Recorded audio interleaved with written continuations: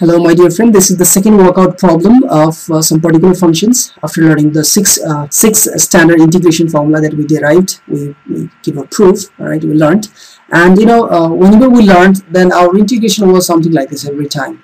Like dx, either it was x square minus a square, or it was a square minus x square, or sometimes it was like x square minus a square with root or without root, and sometimes like a square minus x square without root. So it was something like this. Always it was like something square minus square, like some constant square, always it was some constant square minus plus minus some variable square.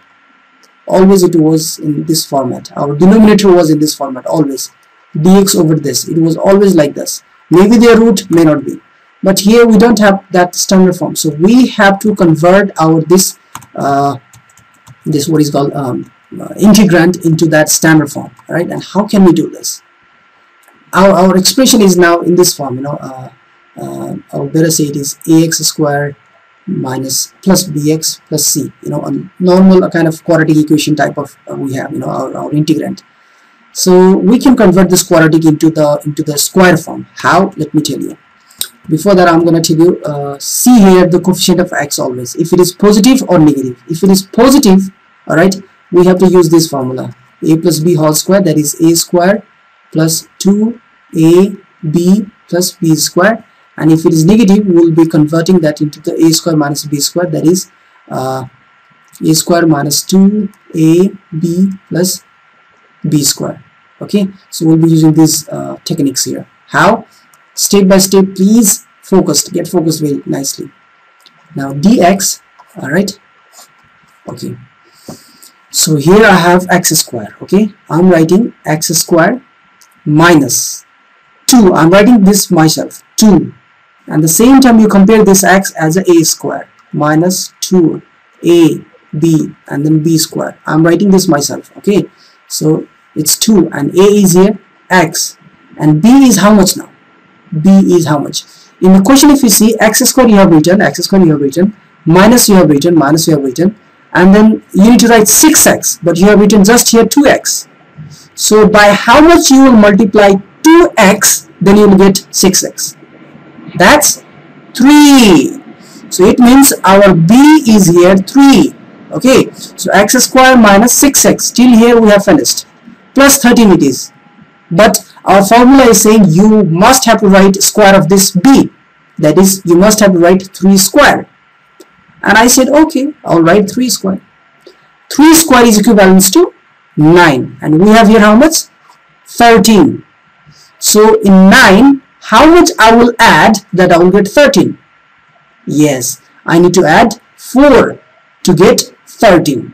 Okay, and now see how our question is getting a new phase, a very wonderful phase, so that we can easily write the formula. All right, dx is dx, and now in the place of x square minus 2ab plus b square, for these all I can say that it is the formula of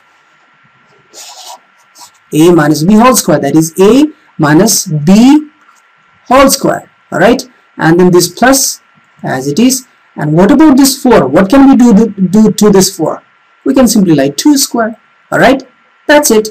And now see, derivative of x minus 3 is 1 itself. So now you can do in many different ways. There are many ways. So simply always after this you have to suppose t equals to this thing, x minus 3, so that dt over dx is going to get 1, and dt is equals to here dx, no problem at all. That's what I shaped. The derivative is 1, and our integrand is getting new phase, dx equals to dt, and x minus 3 I can write t square, all right, plus 2 square.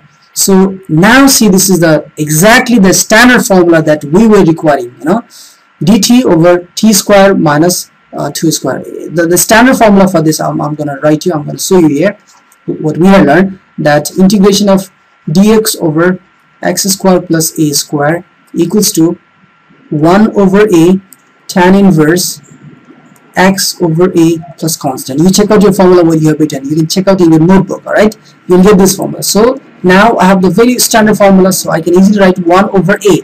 but for a I have here 2. All right, and then tan inverse x is here t over a is again 2. All right, and then plus constant.